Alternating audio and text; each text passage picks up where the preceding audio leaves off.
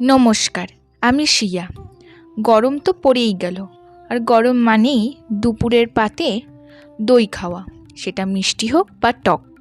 তেমনি এই দই খাওয়ার পর আমি এই দইয়ের ভাতটা রেখে দিয়েছিলাম, এটা দিয়ে একটা কাপ বানাবো বলে।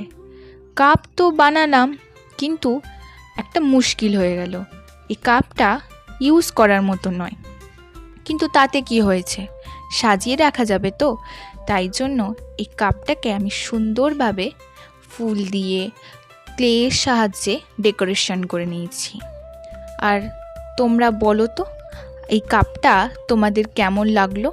আর ফুল যেখানে, সেখানে তো প্রজাপতি আসবেই, তাই আমি একটা প্রজাপতিও করে নিয়েছি। ভালো লাগলে একটা লাইক, কমেন্ট, শেয়ার করে দিও। দেখা হচ্ছে নেক্সট ভিডিওতে।